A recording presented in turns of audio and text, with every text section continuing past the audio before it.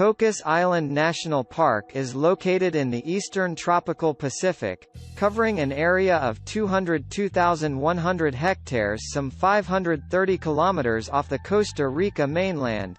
The island itself, Isla del Coco, also known as Treasure Island, is the only landmark of the vast submarine Cocos Range. With a surface area of 2,400 hectares, it supports the only humid tropical forest on an oceanic island in the eastern tropical Pacific. The remaining 199,700 hectares protect not only diverse marine ecosystems, mostly pelagic, but also the most diverse coral reefs of the entire eastern tropical Pacific.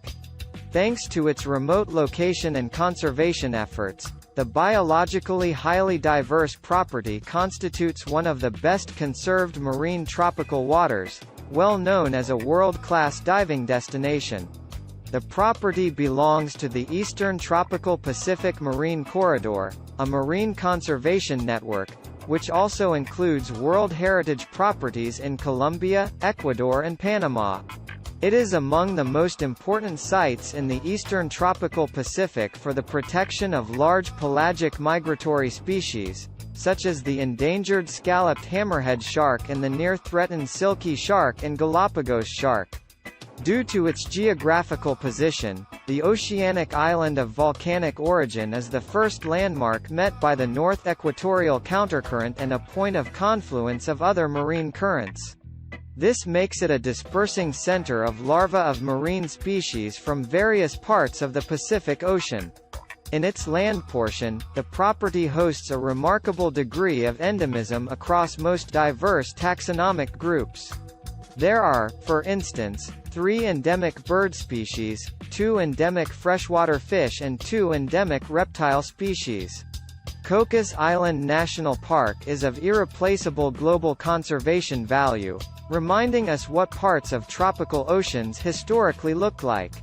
The property harbors a rare and complex mosaic of land and sea environments, including forested mountains, rivers, waterfalls, estuaries, cliffs, sandy and rocky beaches, bays, and extensive and highly diverse coral reefs and pelagic environments. The isolation has been allowing ongoing evolutionary processes on land, giving origin to countless endemic species in the most diverse taxonomic groups, including several vertebrate species. The geographic location at the meeting point of the North Equatorial Countercurrent with other major marine currents and the ecological interactions between a remote island and the surrounding marine ecosystems are of major scientific importance. The currents and the island affect the movements and distribution of the many migratory marine species aggregating for feeding and reproduction in the waters around the island. The property serves as a dispersion center of larvae of numerous marine species coming from the entire Pacific. The islets and rocks around the main island are reported to also serve as important cleaning stations, pelagic species aggregate to have parasites removed by specialized fish and other species. The small island supports the only tropical forest ecosystem located on an oceanic island within the tropical eastern Pacific. It is home to some 70 endemic species of vascular plants and several endemic animals, including 3 birds, 2 reptiles and even 2 freshwater fish. Smaller satellite rocks around the island support nesting and resting habitats for numerous migratory and resident bird species. However, the main species conservation value derives from critical marine habitat and the corresponding role of the property in the conservation of large pelagic species, especially several species of sharks. Among the latter are exceptional aggregations of the near-threatened silky and lemon shark, the vulnerable big-eye thresher shark and Galapagos shark, the emblematic and endangered hammerhead shark, as well as white-tip reef shark and black-tip shark. Among some 300 recorded fish species are important aggregations of large pelagic fish, such as the vulnerable whale shark and blue marlin, as well as sailfish, broadbill swordfish, shortbill spearfish, giant manta ray and pelagic stingray. The isolation of Cocos Island National Park contributes to the safeguarding of evolutionary processes, which are the basis of the notable richness and abundance of land and marine life forms. Provided that alien invasive species of both flora and fauna can be controlled, the conservation prospects on land are promising. In the marine areas, the large aggregations of top predators, including but not limited to numerous shark species, demonstrate the integrity within an intensively fished marine region.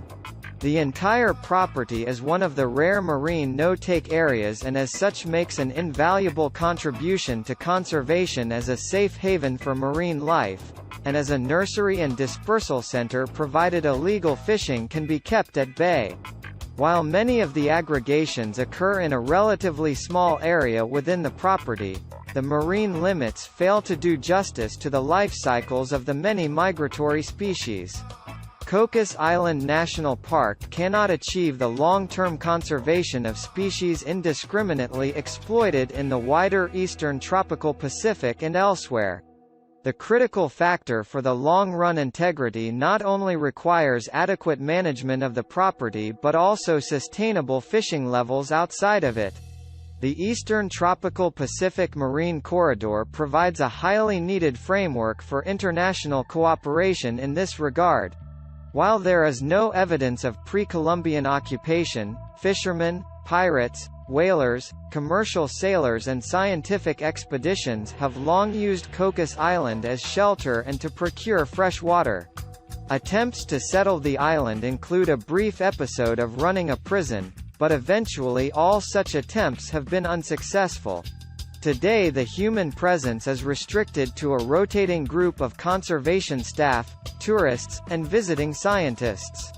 The entire property is strictly protected by law, state-owned and managed by Costa Rica's National Park Service under the Ministry of Environment and Energy in cooperation with other governmental and non-governmental institutions, such as the Friends of Cocos Island Foundation. Management planning guides interventions with a focus on planning of public use and tourism, protection of sensitive sites, alien invasive species, scientific research, and the review of relevant legislation.